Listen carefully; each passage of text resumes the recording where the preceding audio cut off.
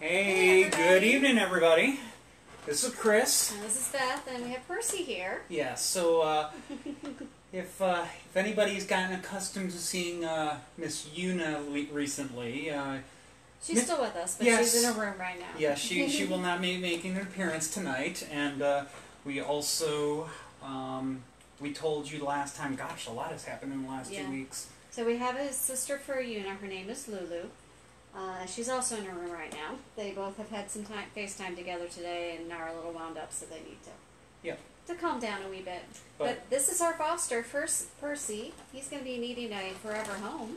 In a few weeks. In a few weeks. Yeah, we got to get him through some shots and all that good stuff, but See if I can get him on the camera. He's adorable. See? He's so adorable. Yes, he is very adorable. You wouldn't know that just a week ago he was a feral kitten. A feral. He is all kinds of cuddly and cute and playful, as you can see. And he will make, hoping somebody will get him a wonderful forever home in a few weeks once we get him through his shots and stuff like that. So. Yeah. But so far he's got a clean bill of health, and now we're just working on the timeline for the shots. Yeah. So at some point after we manage to get Mr. Percy into a forever home, we will be bringing Una and Lulu back on. Yes. Or, well, Lulu on for the first time because nobody's had a chance to see her yet. But Lulu's going to be a permanent addition who joined us actually just a few days after our last show. Yep. So, yep. We got 3 kitty cats in the household, and they are keeping us on our toes. We have kitty zones. Yes. And gosh, what else? Yeah, aside from the kitty cats, we just did Paracon, Fleetwood Paracon this past weekend. Which was a lot of fun. Historic and haunted. Yep. Fleetwood Church. That's just about an hour and a half from here in Richmond. And we went up by Brandywine Station. Yep, that was organized by our friends with Transcend Paranormal and Spirit Guide Paranormal, and they did a fantastic fundraiser for this old church that they're working actively to restore. So. Raised some money for that, and had a good day out there Saturday. Yep. And if you'd like to do an investigation, you need to contact Spirit Guides. They're the team that works with Fleetwood Church and does the investigations out there. But it is possible to book an investigation. Yep. So all kinds of fun stuff going on. We got to see Daniel Klaus. He was on our cruise that happened right before COVID hit. And he runs the Hinsdale House up in New York. Yep. Another paranormal destination that you can go to and book to investigate. Both local, national, international teams have all booked to investigate there. In fact, he told me he only has 3 days in October. He doesn't have anything booked yet. Which doesn't surprise me. Yeah. It sounds like our, typical October. Yeah. So he's doing fantastic. But another fun thing to go and see, just remember right now, check your local restrictions with travel due to COVID. Yep. But yeah. New York. New York, yes. But all kinds of fun stuff going on. This coming weekend. It's going Friday and Saturday. Haunted Nights events, they are going to be down at Historic Henricus. Yes. And we are going to be there with them on Friday night. Yep. As guest investigators, working with RTL Paranormal. No, RVA. RVA Paranormal, sorry. RVA Paranormal. Is RTL there? No. I couldn't remember. But, we're going to be there with RVA Paranormal and the crew from the Twisted Realm and 2 of the Tennessee Wraith Chasers. So if you ever watch their shows, they'll have 2 of them down there too. So it's going to be a fun weekend. We're there Friday night. I think they just released 8 tickets this past weekend for Friday night, so there still might be a chance that you can get them. Yep. And I think they only have 5 tickets left for Saturday night. Yep. And that's the night that Transcend's going to be there. Transcend's going to be there with them on Saturday. So all kinds of fun stuff coming up. And of course, it's October, or it will be in just a matter of days. Enough, it's October. By this next weekend, it'll be October. We got our full October Ghost Tour schedule is up and posted, and tickets are selling fast. Particularly considering our limited capacities that we have due to the whole COVID thing. So, if you want to join us for our Ghost Tour in October, your tickets now. Booking your tickets. Just as an indication, one of our tours on October 30th already is sold out. So It's going to be a very busy month, but we got a lot of opportunities for you to come on out and join us. And if you can get a few friends together, we can possibly work out. Yeah, we still have a few private slots available. Yeah, private slots available, particularly Sunday through Thursday. So, but anyways, that's not why y'all joined us tonight. I mean, it is. You joined us today. We got through the business stuff. Yeah, that's the business stuff. What you came and tuned in for tonight is tonight's episode is about a location that most people are familiar with, but you maybe haven't heard of it referred to as this name, Mount Desert Island. Now, Mount Desert Island is up in the state of Maine, and it is more famously known as the home of Acadia National Park and the town of Bar Harbor. So, it involves much more than that, but those are the two main things you know on this island. Yeah, so that's what we're going to be talking about tonight. They have their fair number of spirits up that way, going back hundreds of years. Yes. Native Americans had stories of the paranormal and the spirits and the very freaky things happening. So hundreds of years, if not thousands of years of stories. Yep. So we got just a handful to share with you tonight because, well, if we tried to share everything that we found, we'd be on here all night long. And we're not going to do that. No, we're not going to do that. Trying to save the voice. We need to save the voice. It is October, so we need to save the voice. All right, so we're going to start with the Phantoms of Ledgelawn. Ledgelawn was a shingle-style manor house that overlooked the village of Bar Harbor. It was on an oversized lot. It was considered to be one of the most haunted mansions on the island, with enough ghost sightings to fill an entire book. Percy, you made me lose it. Here it is. This involves tales of darkness and horror, and it frightens people even to this very day. It was built in 1904, and it was one of the last remaining true cottages, and I use that term very loosely, but it's what they were considered at that point in time. It's an palatial estate built on a simple bungalow style with those types of elements. It once hosted lavish parties and balls with candlelight and orchestra music spilling out of their open windows, carriages lining the curving drive, and it was during one of these events that the famed Hope Diamond made an appearance on the neck of one of the illustrious guests. Y'all know what happens with the Hope Diamond when you wear it. It's not a good thing. Ledgelawn abruptly stopped its parties long before the golden age of the area had come to an end, and after a funeral took place in the cottage, a long era of doom and mystery started for the place. Surprisingly, the cottage actually escaped damage from the fire of 1947 that destroyed so much of Bar Harbor. The unstoppable flames came within inches of the cottage before something drove them away. They literally took a 90-degree angle and moved in another direction. The cottage then became an inn for many decades, and in 2010 it was purchased by Ocean Properties, and it's no longer open to the public, unfortunately, because I would have loved to have gone to see it. Sounds like a fascinating place. Yeah. But we do have some good stories for it with it all the same. Yes. It is known for a ghost that is a sinister specter of a young, dark-haired woman with madness in her smile. Think Pennywise. Yeah. The legend is that this is Mary Margaret, who took her own life at Ledgelawn when her fiancé jilted her shortly before their wedding day. Mary Margaret was young, beautiful, and rich, but none of these could protect her from the broken heart and public humiliation caused by her fiancé. She went to the third floor of the mansion, into the sewing room on the east side of the house, where her wedding dress was hanging in a ghostly, mocking way. She put the gown on, and using her veil, she hung herself from the beams of the sloping ceiling. Somebody's trying to escape. It was a little while later that her family found her, and she was a ghastly parody of a blushing bride. Her face was so bruised from the hanging, it was nearly unrecognizable. The smile on her face was grotesque and straight out of a horror novel. Since then, Mary Margaret has appeared on countless occasions, especially when the sewing room became one of the guest rooms at the inn.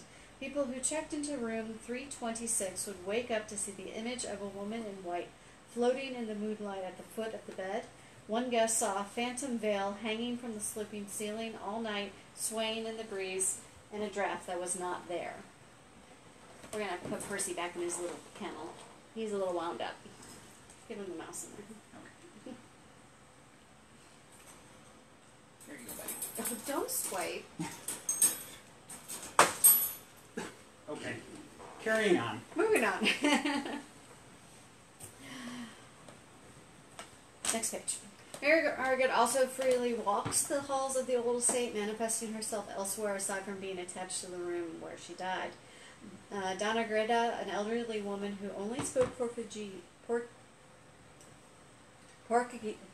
An elderly guest at the inn was descending the grand staircase on the morning of her arrival, and she stopped to speak with a young, dark-haired woman. The elderly woman and the dark-haired woman had a very engaging and exciting conversation before parting ways. Though the entirety of the conversation, the nearby front desk staff looked on, very concerned for the elderly woman, who appeared to be having a very animated conversation with herself. When the elderly woman approached the front desk, the staff asked her if she was feeling okay. The woman replied that she was fine, but she was concerned for the young lady in the beautiful, long, white dress. She had seemed pleasant enough, but her smile was quite disturbing.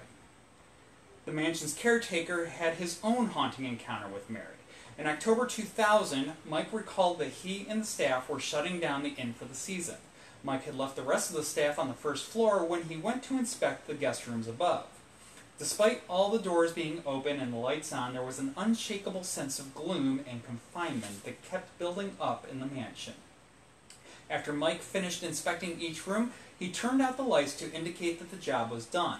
No one came upstairs while Mike was working, and the further he got with his task, the darker it became. When he got to the third floor, things got weird. A light he had turned off suddenly turned back on. He turned it off again, turned to leave the room, and saw a quickly moving object out of the corner of his eye. Turning in its direction, he realized he was facing room 326.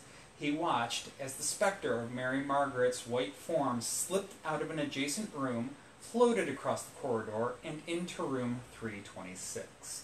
As she passed by, she slowly turned her head around to make eye contact and flashed him an eerie grin. Mike realized that she had effectively trapped him at the end of the hallway with only one way in or out. Having sufficiently terrified a living soul for one day, Mary faded away, leaving the caretaker to share his tale as a warning to those who may discount Mary's continued presence at Ledgelawn.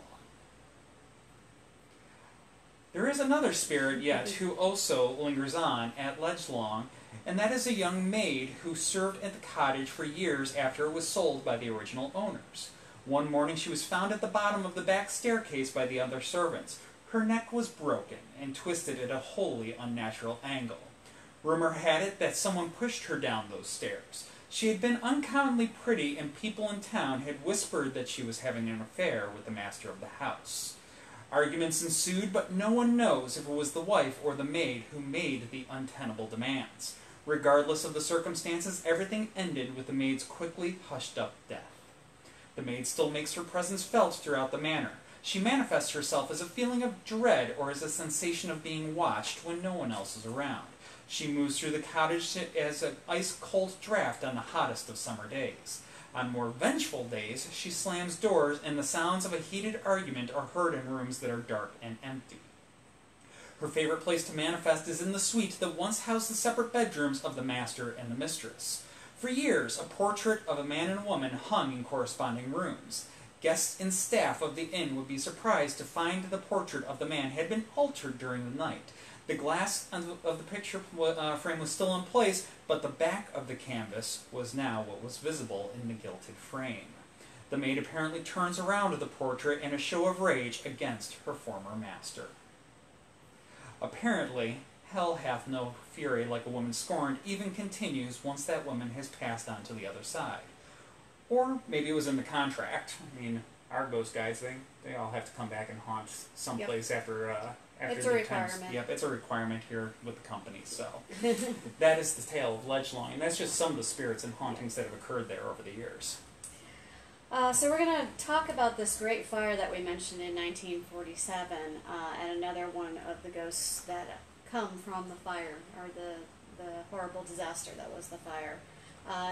Bar Harbor contains numerous signs of an enormous disaster. Again, the Great Fire of 1947. There are gates that lead to nowhere, and ruined towers that reveal locations of mansions scored to the ground. Modern hotels have been built on the sites of other burned-out estates, and only the granite roadside walls survive today. A record drought followed by the extreme high winds proved to be a lethal mix in October of 1947 when the Great Fire broke out. That day, 3 separate fires started in the same cranberry field, but the last one was the one that raged out of control, and it was destined to destroy the town. It originated on Crooked Lake Road in Hull's Cove and swept south to Bar Harbor and Acadia National Park. More than a third of the park and half the town went up in flames while the National Guard worked with firefighters to control the blaze and evacuate the citizens. Months after the fire was out, thank you. I lost my place now. Months after the fire was out, the peat was still burning 4 feet below the snow in Sieur de Mont's meadow. So that just tells you how hot this fire burned, and it just continued to burn. 6 people perished in the Great Fire. 3 were from car accidents during the evacuation. 2 died of heart attacks and trying to escape the inferno, and 1 man burned to death. Animals were scorched as well, including 90,000 mice at Jackson Labs and 1 cat named Seawater. Seawater turns out to be one of the most famous ghosts from the fire. He was a black cat who belonged to Willie Cunningham. They lived on Forest Street, directly in the path of the fire as it swept across the Kibbo Valley. An evacuation truck swept into the rescue Willie and Seawater in the nick of time. As they drove away, they could see his house burst into flames. Seawater panicked at this point, and he jumped from Willie's arms, leaping off the truck. Then he ran back to their burning home. Willie jumped from the truck to run after Seawater, and the evacuation crew had no choice but to leave them. Willie was last seen running through the smoke-filled street toward the fire. A week later, the fire went and had died down, and the residents started to return to their homes. A neighbor stopped by the ruins of Willie's house to make a gruesome discovery. Willie's charred bones were lying in a pile on the bank of a small stream that flows through a granite channel near the Forestry and Eagle Lake Road. The grief-stricken neighbor knelt to the ground in horror. The neighbor stared at the blackened skull and felt as though the empty eye sockets were staring back up at him. Turning around, the neighbor noticed a black cat sitting atop the steep eastern embankment. The cat stared down at Willie's skull as if they were communicating silently. The cat resembled Seawater, but a strange and terrifying transformation had occurred. A look at the utmost evil smoldered in the cat's red eyes. It ran a short distance before dissolving into thin air. Since then, Seawater keeps popping up in Bar Harbor near the stream by the ruins of Willie's house. At times, it manifests as a reflection on the dark surface of the slow-moving water. It also manifests in the nearby cement culvert for the stream, its red eyes glowing in the dark. At other times, he stalks up into town at the village green on Albert Meadows. He also stalks across the town rooftops. He always looks solid until he abruptly disappears. Then there's always an overwhelming sense of dread when he is seen. The spirits of the 2 Victorian ladies also make a strange pair of ghosts. That was a problem. Sorry. I don't have the... Yeah, we'll work off this. Okay, go for it. But yes, Seawater provides a vivid reminder of Bar Harbor's tragic past. Now, he's not the only one that comes around as a reminder to the fires that have occurred there over the years. On the slightly less sinister side, there are the spirits of 2 Victorian ladies that make a strange spectral pair as they come from before the Great Fire of 1947. As it turns out, Mount Desert Island has a long history of devastating fires going back for centuries. In terms of fire alone, the island has been scorched on countless occasions, leading Samuel Champlain to name the place the Isle des Monts Déserts, the Isle of Bare Mountains, in 1605. These female spirits manifest themselves as the voices of 2 women from the 1800s. In the halls of different hotels, the spirits talk loudly in a bygone manner of speech, and, as if looking for a room for the night, the 2 specters drag along large steamer trunks. Whenever a person investigates, the hotel corridors are empty and quiet. In a seance conducted at Clefstone Manor, the ghosts communicated that they came from long ago and are condemned to eternal vigilance. For these ladies, their restless existence consists of ceaselessly traveling from inn to prevent fire from breaking out and once again ravaging the town. Because so many guests had experiences with the ladies at Cleftstone Manor, a rumor started that they died there during the Great Fire, but this is pure fabrication. Cleftstone was one of the few mansions on Eden Street spared from the path of the flames. The ghosts simply appear to be friendly and perhaps very effective guardians. So,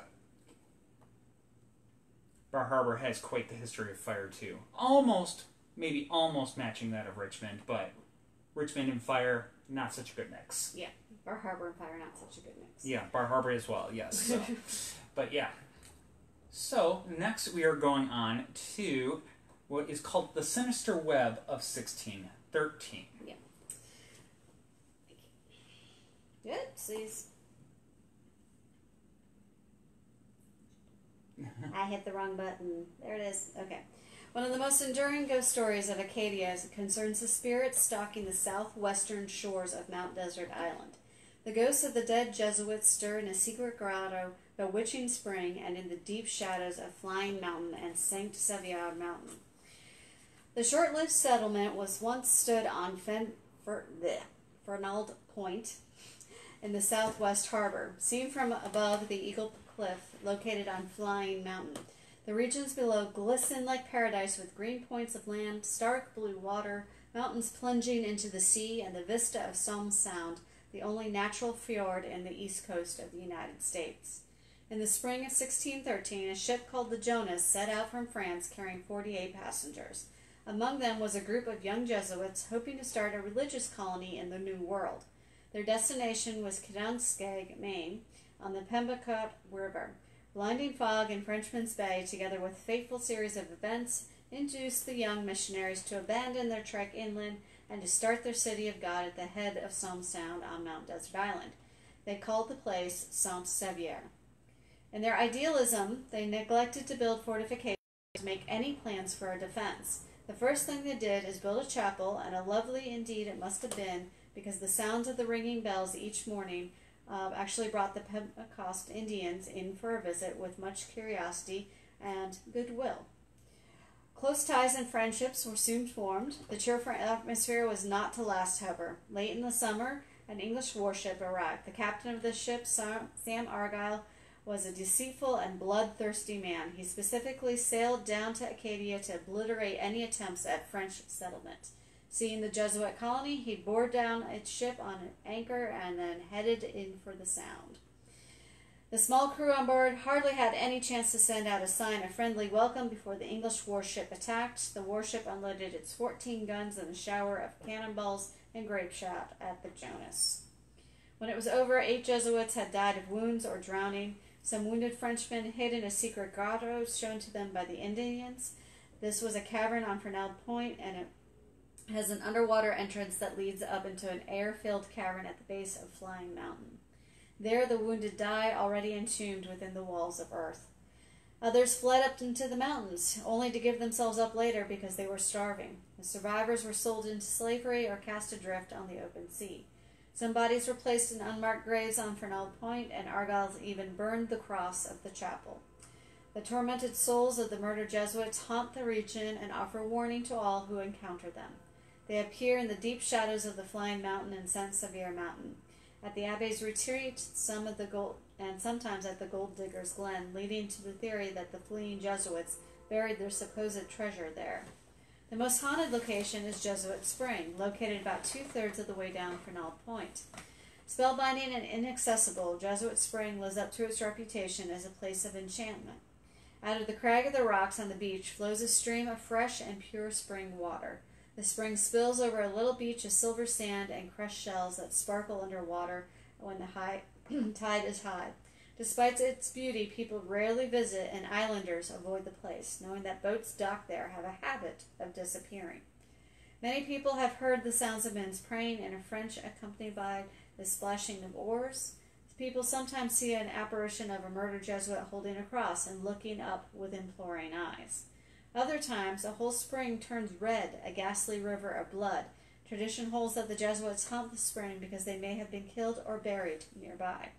This is the first major destruction of a European settlement on Mount Desert Island, and some think it puts or cast a pall on the island, leading to the subsequent calamities in the centuries to follow.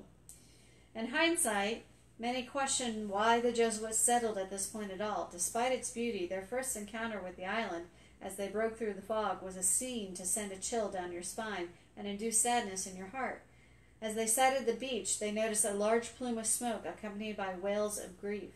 There were witnesses to the funeral of a member of the native tribe. While many might consider this a bad omen, once the clouds broke and the sun shined down, the Jesuits saw paradise, and the rest is an unfortunate history. Yeah. Goes going back over 400 years up there on Mount Desert Island. Now from here we're going to take just a little bit of a hop, just a short way, kind of a little off of Mount Desert Island. There's another location just immediately across the water from Bar Harbor by the name of Compass Harbor. They like naming everything harbor up there. There's a lot of harbors. There's a lot of harbors. I mean, it's a very, very friendly shipping area. Yep. Lots of little areas for protection for ships to take harbor. Yep. So, harbor.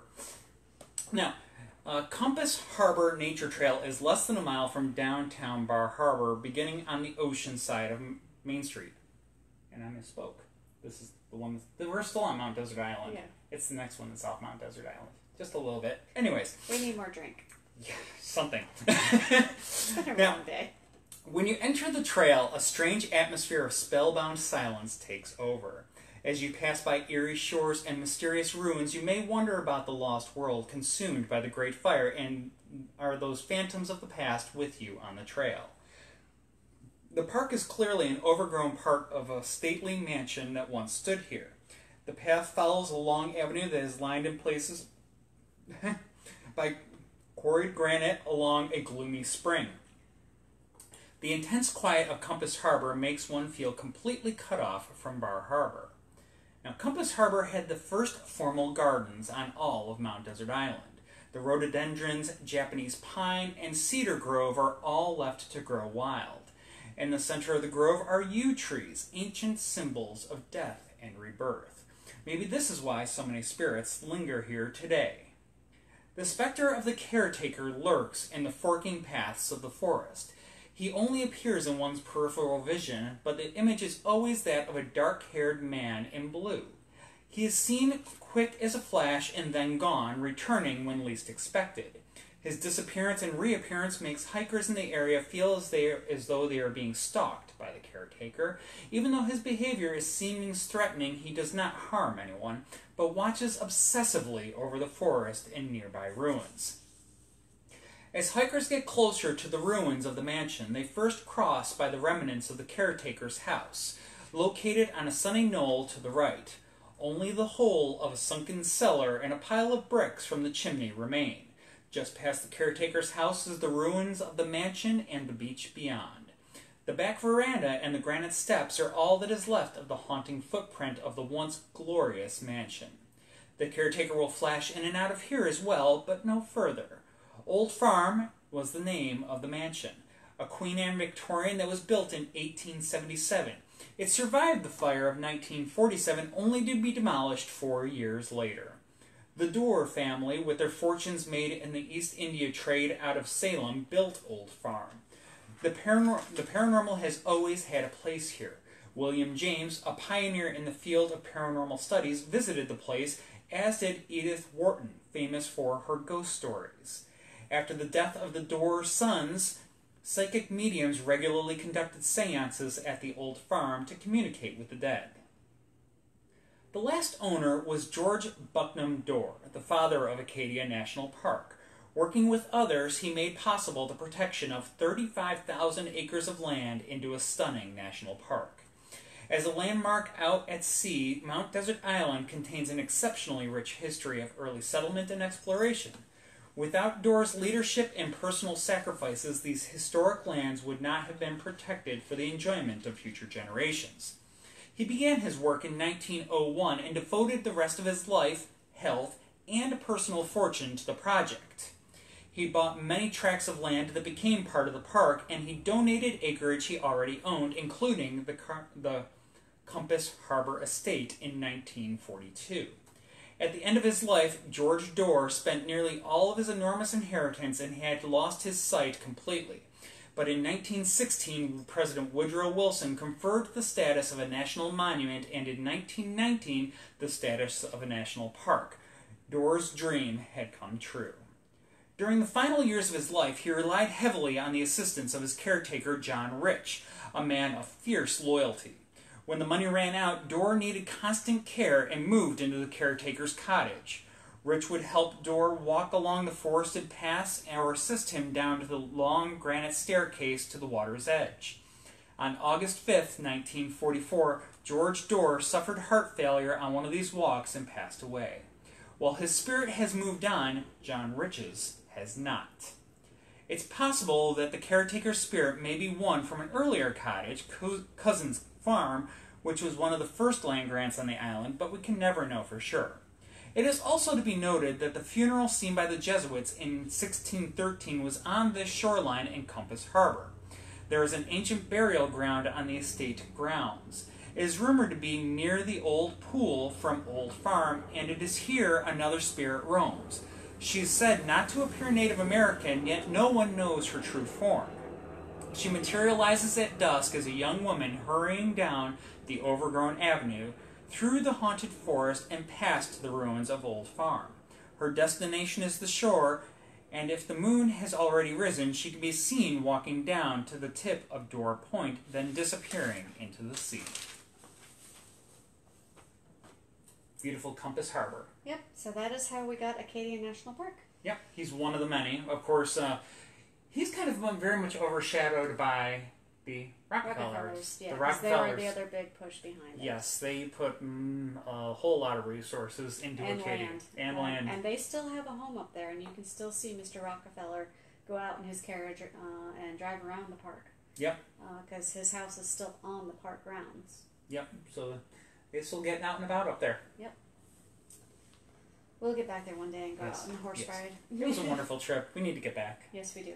Now, this next one is the one that's just across the water from Bar Harbor. Yeah, this is Winter Harbor. Winter Harbor. Now, this is the setting for a dark tale of ghostly encounters that goes back for generations.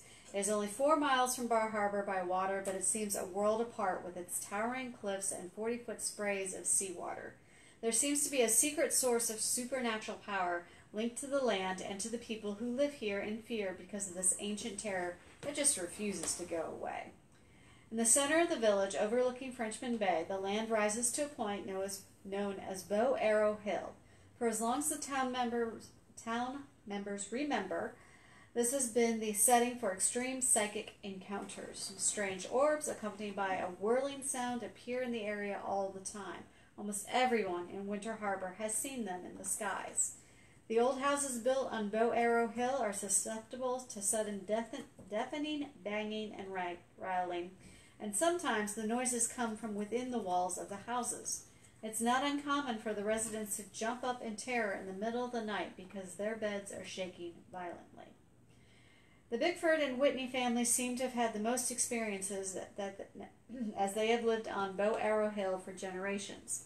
Their accounts include a central figure, a spiritual combatant, or a dark warrior. Betty Williams saw the Phantom in the 1950s when she lived at Bickford House at the crest of the hill. She was 13 and had gone to the store to buy cigarettes for her father. When she returned, dusk had fallen and almost settled into night, but she could still see the shapes and the outlines in her surroundings. Standing behind her father's car, she saw the black silhouette of a man. She approached the figure, thinking it was her father. The black phantom turned and headed towards the attached barn of the house, and Betty followed, calling, "Dad! Dad!" The dark figure never stopped or turned around. He nearly led her into the pitch-black barn before Betty felt a sudden shudder of cold air and revulsion. She realized something was terribly wrong. She ran to the house, found her father inside. They returned, searched the barn, and the dark figure had disappeared. Linda Whitney, who also grew up in Bickford House, had her own unforgettable encounter with the specter in the 1960s. She, too, was 13. She was lying in bed when she heard loud footsteps overhead in the attic. The footsteps came down the stairs, and to her horror, she saw the Phantom appear in her room. It appeared solid, the shape of a man composed entirely of darkness.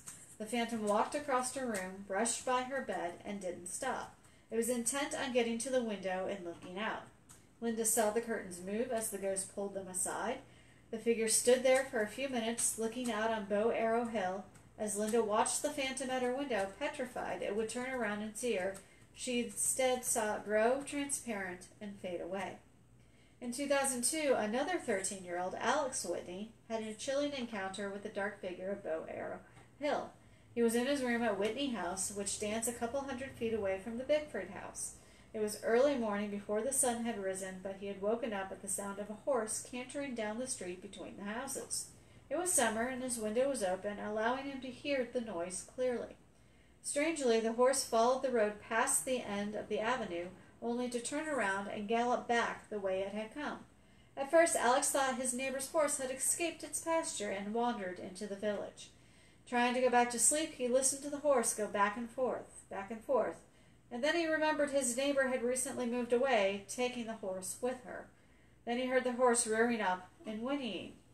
Alex was confused, and he got up and went to the window. When he looked out, he saw no horse, but movement in the upstairs window of the Bickford house caught his eye. Alex saw the dark figure of a man walking back and forth in front of the window. Strangely, the figure stepped out and picked up a black sphere, flung it through the wall of the house. The sphere seemed weightless, yet dropped to the ground. After throwing out another sphere, as well as a heavy-looking box, the dark figure walked away from the window. Moments later, Alex saw the ghost step into the second-floor wall of the house and proceed down a staircase that did not exist. Transfixed, his heart pounding, Alex watched the dark figure abruptly stop when he reached the ground. Turning slowly, the ghost looked directly at Alex. The phantom's gaze conveyed a feeling of evil so strong that Alex fled to a guest bedroom on the other side of the house, but the dark specter would soon follow him. His heart racing, Alex tried to calm his nerves by grabbing a book and starting to read it. As he started reading, a fierce windstorm swept down the outside and began howling around the vicinity of Bow Arrow Hill. Then Alex heard footsteps coming down the hall outside his door. Through a gap at the bottom, he saw a shadow of someone walk past the door. Something about the gate led him to believe this was not a living human being. Alex did not need to call out for help. The deafening sounds and the pounding and banging throughout the entire house summoned all the other members of the household. Alex was so insistent on the details of his story that the members of his family went to the local historical society and dug up old pictures of the Bickford house.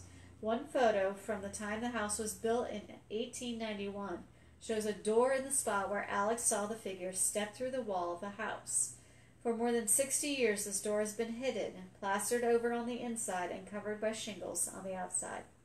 Old Indian trails behind Bow Arrow Hill also lend support to Alex's memory of the horse running to a point beyond the end of the road. A trail once led from the bay directly up to the fields, now blocked by houses on Main Street. Native Americans have lived on the land in or around Winter Harbor for thousands of years, and it has even been informed the meaning of the name Bow Arrow Hill. The oral history states that this place was once an Indian proving ground, a place of sporting events and ancient competitions. The proving ground is also a place of combat and competition against supernatural entities. The prehistoric Native American culture provided a central place to the tribal shaman to prove his or her mastery over the dangerous supernatural elements, and Bow Arrow Hill was chosen for this. The dark specter usually appears to 13-year-olds because this is the age when people go through the rites of passage into adulthood, an age at which shamans had to prove their powers of spiritual defense. Sometimes the secret lies within the name of the place as well. Bow Arrow Hill seems to refer to a bow and arrow. The name might be described as a bowed arrow. A bowed arrow symbolizes one that can fly or swerve into another world or a different dimension in order to track and kill its foe. Shamans from Acadia once used the bow and arrow in intricate ceremonies of exorcism. Such encounters probably took place on Bow Arrow Hill, still plagued with the intense outbreaks of the paranormal. And at the center of the psychic whirlwind is the return of this dark figure, a spiritual opponent that persists in causing speechless terror. Okay. Okay. There's a question? No question? Patrick asked something about, did you come across any stories related to coyotes? Not in this book that I have, but we have another one from Maine that has some stories from this area, and I need to finish reading that one. So. Okay. Not yet. Okay. There's always a possibility. Yeah. So. But yeah.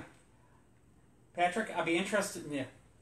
Wrong screen. Patrick, I'd be interested in hearing, about what you might have...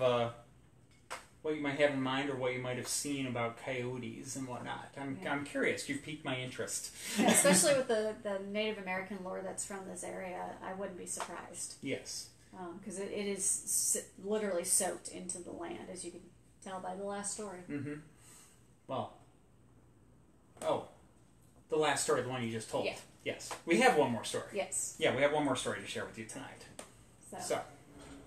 Chris didn't like the original one I found because it was too far away, so we found another one. Yeah, well, then that's okay because we'll be able to share it on our next episode. Yes. So, we'll get to that. We're getting way ahead of ourselves here. So, yes, we got one more story for you tonight before we go ahead and wrap things up for this week. But this one is called The Devil's Oven. Dun, now. dun, dun. Along the north coast of Mount Desert Island lies unfamiliar terrain. The coastline is a jagged stretch of broken stone that, while beautiful in its own right, is unlike the gracefully weathered granite that is commonly found across the island. The landscape conjures up images of the underworld with deposits of sulfur and iron, and these give the rocks a fiery look as the rocks rise up from the sea. Amongst the broken shoreline at the base of the cliffs, the waves have pecked out little ovens, or demon caves, and amongst these recesses on the stone is a sea cave known as the Devil's Oven. Devil's Oven is a respectably sized sea cave with 10-foot ceilings and a gloomy interior. The inside offers stunning views of blue water framed by the dark maw of the cavern. From the outside, the cave resembles the eye sockets of a skull with two distinct entrances separated by a column of rock. The cave earned its original name from Native Americans living in the area long before English settlement. It is located between Hall's Cove, also known as Hell's Cove, which you mentioned before. Yep. And Salisbury Cove, and it is not easily accessible. The cave is also under the water much of the time due to the tides. The path to the oven has its own ill-named landmarks, including the cathedral, which is a massive detached wall of cliff which is home to Via Mala, a corrupted Latin term which roughly translates to the evil way or road to evil. The accounts tell of unmistakable evil and dark, horrific rituals that took place in the Devil's Oven. It is dangerous ground, and one must approach the Devil's Oven and its neighboring Hell's Cove with caution, if not some form of spiritual protection. When it comes to potential gateways to the supernatural, the Devil's Oven is the most infamous of them on Mount Desert Island. This sea cave has been the setting for ghostly encounters for thousands of years. The Native Americans reported seeing strange lights coming from the Devil's Oven, like glowing orbs or great fires burning inside the cavern, regardless of whether or not the place was underwater. In fact, they shunned the area. If circumstances required them to go there, they wore charms and took other proactive measures. They believed the rocks contained portals or entryways to hell, and the Devil's Oven was the main gateway.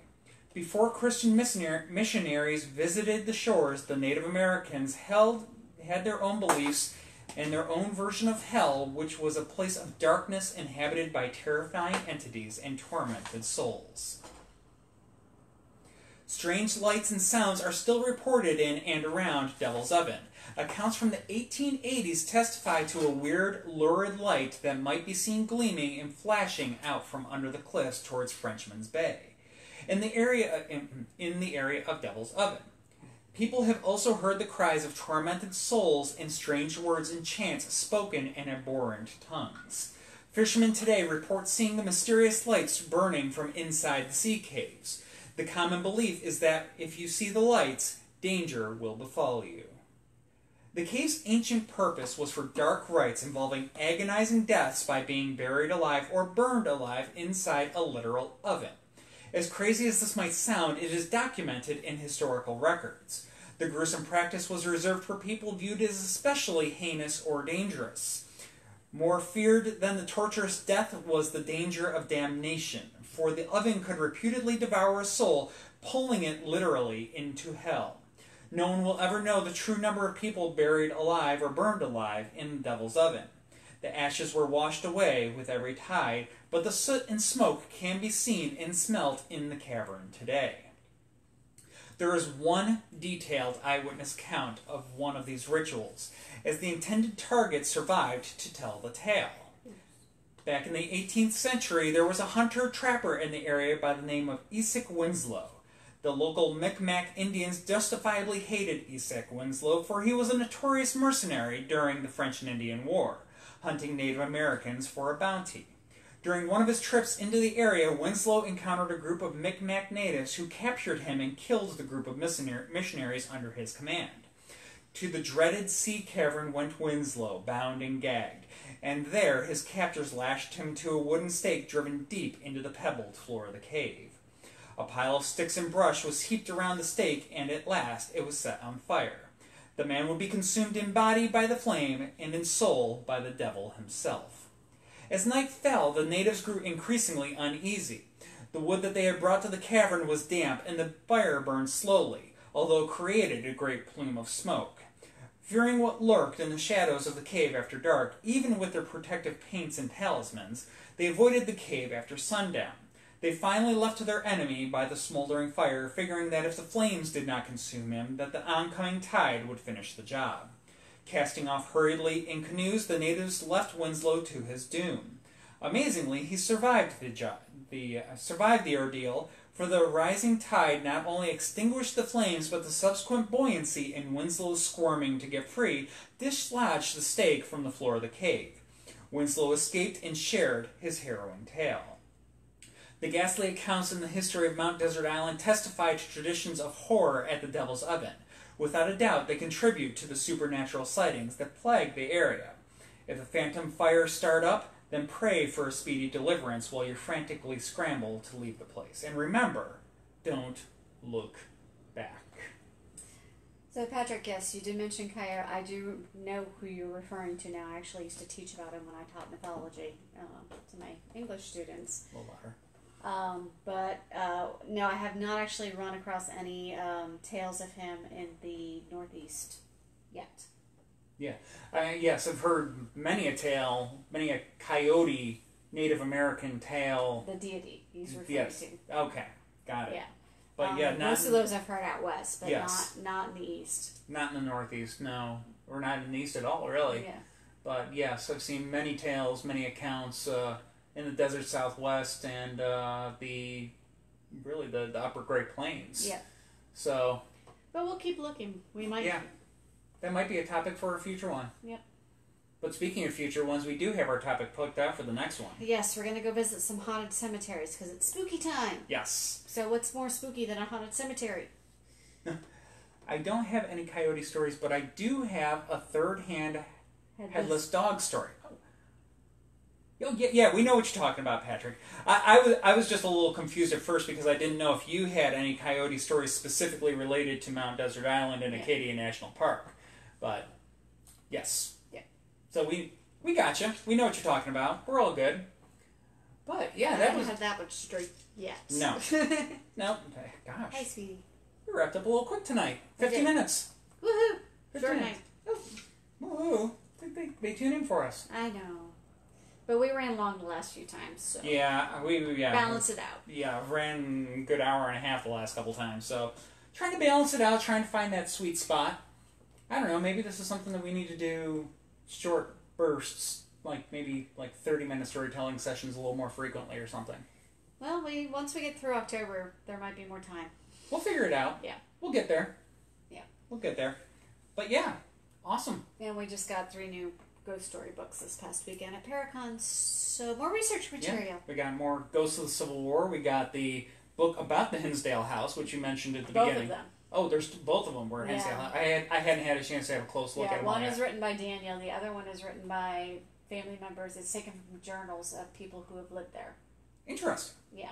And the Civil War ghost ones that we picked up, these are ghost stories that were reported in the newspapers during the Civil War. Yep. Which makes it even more fun. Yeah. The author was there. She was really nice. She was great. I think most of what she's written is actually nonfiction. Or, well, not nonfiction. Ghost story. Okay. It's verifiable, absolute fact is most of what she's written. Then she's got her ghost stories book. Mm-hmm. But yeah, very very nice author. Yes, and I can't wait to read these. Yes, so we will when we get to the point of actually featuring maybe some of those stories, we'll show off the book. Yep. Yeah. But yeah. So, but yeah, darn! I had to buy books with the company credit card. Darn. Expanding the research library even more. And we got them signed at the same time. Because that's what we do. Speaking of the research library, where are we going to store all these books? I need to purge. I kept looking off over here to see if I had my Native American mythology book still. I think that might have been one of the ones I gifted to the library. I guess if we start turning some of them sideways... Yeah. As I said, I need to purge. We can stack them like you stacked your romance novels. Yeah. The massive I purged stack those of before we romance moved. novels. Like, yeah. I'm getting rubbed the wrong way. Love you, dear. So yeah, we'll be back in 2 weeks with Haunted Cemeteries. Yes. We'll have we already have those stories started, and yeah, lots of spooky books. Yes. Lots of stuff to read. And this next month will be very busy for us, so maybe these next couple of sessions might be a little shorter. Just a little on the shorter side, but we will keep to our schedule. We'll go every couple of weeks, so we will see you again in 2 weeks, and we will see what the situation is with kitty cats and whatnot at that point in time. Yep. But, yeah. Oh, yeah, as of last time the kennel was set up and Yuna was in there, she's healing up quite nicely from her surgery. She's bouncing all over the place. You wouldn't know she had surgery 2 weeks ago. Just right back to her normal self, and we'll look forward to being able to show off. Yes, Patrick, book pyramid. Book pyramid. Problem is the cats; they will bounce right off of it, and it'll be a book fly. Well, we got all these shelves in here. We'll have to show off these shelves sometime. They're all back behind the camera here, and got quite the stacks of books going. Yeah, it needs to be neatened up. Yeah, that's a project. I'm looking at. Ooh, I got college textbooks over there. Yeah, you do. And we have a shelf that needs to go up over there. Yes, we do. That'll help. This room is a disaster. It's the catch-all room. Yeah. So, anyways, we're rambling. Yes, we are. All right, we haven't finished our drinks. We love talking. Yes, we do. And we love talking to you. We're hopefully going to go on another ghost tour soon after Thanksgiving. Yes. When we have time. When we have time. We'll get to that. Yeah. Little inside secret. We'll share it with you eventually. We'll get there. We'll tell you all about it. And we might do a little Facebook Live from a paranormal investigation with our crew after the new year. Yes, we got a little something on the books for, well, it's not on the books yet. It will get on the books. Yeah, but for the new year. So that'll be a little fun Facebook Live thing that we'll probably do. Yep, just a little tease. We're just, you'll have to tune in. We need to tell our guides first. Some of them know. Not all of them. One of them. One knows. One. It's some. Some is more than none. One is more than none, which makes it some. Yes. Anyways, yes. So we got some things coming down the chute. Let's see. Investigations November. Yep, we got the one on the Battleship Wisconsin down in Norfolk. Yep, and the same night, two of our guides are going to be at another investigation in Norfolk as well. at the Masonic Lodge down there. So it'll be a night of investigation, so we might have to do a little quick Facebook Live. Oh, we will absolutely do a little. We'll do a little hello. Shame on us, we didn't do one while we were at Paracon. We didn't. I did a post, but I didn't go live. We didn't go poke around with the camera. No, shame on me. Next time. So. And there will be next time. We're not going anywhere. Yeah. We'll be here doing the spooky stuff for a while. A long, this is my job. It is your job. It's the fun job, though. It is. It's your only job. Well, no, not your only job. It's my full-time job. She makes awesome coffee, too. I enjoy that. I never knew I'd be married to a barista. I'm not complaining. Not when I bring them scones. No, scones and... Ooh, if you want to bring me some coffee next time. We're rambling again. We are. All right. This is... Chris has been drinking Christmas morning from Hardywood. Yes. It aged quite nicely. So, local beer tonight, Christmas morning. I guess next year's batch of Christmas morning will probably come out and hit the shelves in a couple months. Well, it usually comes out in early to mid-November. Yeah, so a month. Yeah. I've been drinking rum and Coke. Yeah, a month because it's basically the end of September. Yeah. Anyway. Cheers, guys. Cheers. We're going to let y'all go for the night. We'll see you in 2 weeks for Haunted Cemeteries. Till then, stay spooky. Come visit us on a tour. Yep. And for that matter, you can come see us on a tour. You can shoot us a note anytime. Drop us a Facebook message, shoot us an email, whatever. We love hearing from y'all. And if there is a particular subject that you want us to try and research and do one of these episodes on, please let us know. Let us know. We're basically kind of just... What do I have in my Pinterest library and what do I have downstairs? We're kind of doing, the whole, shooting darts at a map to figure out where you're going to go. That's basically how we choose what ghost stories we're going to be sharing on it. So, yeah, if you want to give that metaphorical dart map a break, drop us a note. Or a theme. Yeah, shoot us a theme or a location that you'd like us to talk about, and we will do the research. So, with that. Cheers, y'all. Have a good night. Good night, everybody.